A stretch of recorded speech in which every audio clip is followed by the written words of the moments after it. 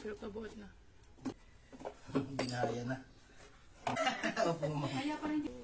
Good morning guys! For today's video, adventure naman po yung kakalasin natin.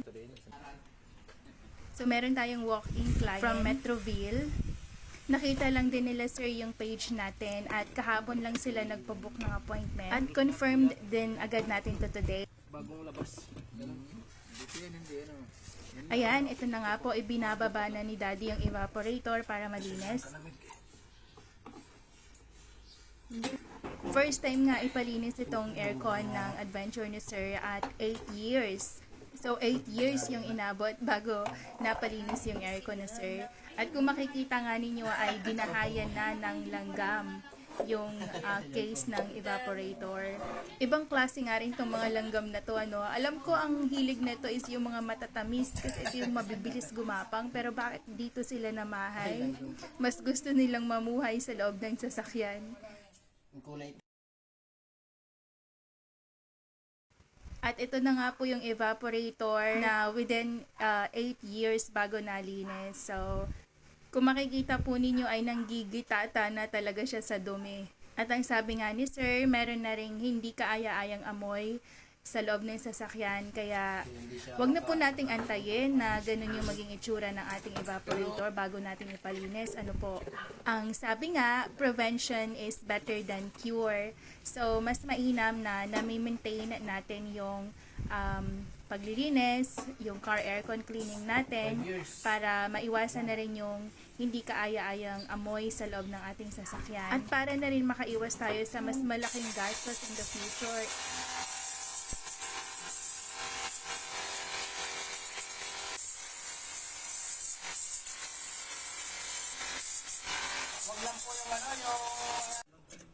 May mga instances po kasi na hindi na kaya ng linis, lalo na kapag may leak na yung ating evaporator gawa ng sobrang tagal bago nalinis.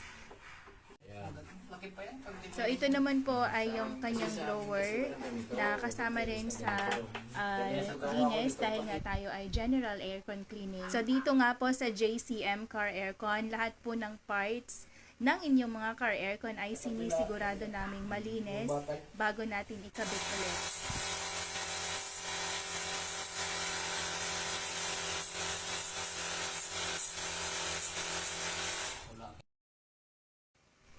So, ito na yung kanina ay sobrang daming langgam, binahay ng langgam. Ayan, malinis na siya. Inuna na ngang ibaba ni Daddy yung evaporator sa harap. And later, isusunod naman natin yung sa likod. So, once again po, kung kayo ay may problema sa inyong mga car aircon or kailangan ninyo ng maintenance, cleaning, JCM Car Aircon is always at your service po. We are open for appointments. Mag-chat lamang po kayo or mag-call sa aming phone number 0995-9218-644 or 0939-1468794. Pwede rin po kayong mag-PM sa account ni Daddy, Jomar Mortel, or sa aming page, JCM Car Aircon. Location po namin is dito sa Mercedes Homes Subdivision sa San Isidro Norte. In between po kami ng Padre Pio Shrine and Walter Mart, Tanawan. And sunod nga po nating ibinaba is yung evaporator sa likod para malinis na rin siya. Maraming salamat nga po sa inyong patuloy na pagtitiwala sa amin.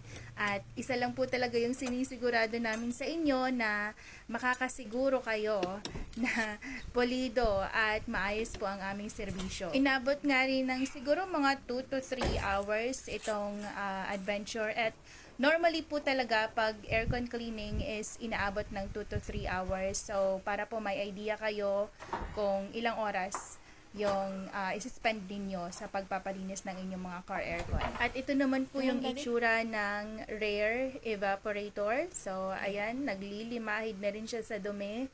So, i-general cleaning din natin yan kasama ng kanyang mga parts.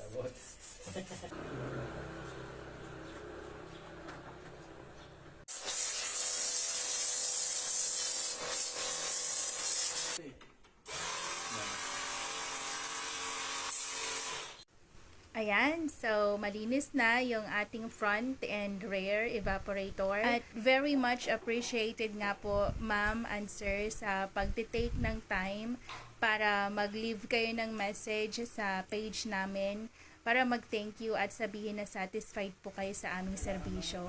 Yun po talaga yung nagiging motivation namin mag-asawa para magpatuloy. So sa muli po, kung kailangan po ninyo ng tulong sa inyong mga car aircon, mag-message lamang po kayo, JCM Car Aircon or personal Facebook page ni Daddy Jomar Mortel.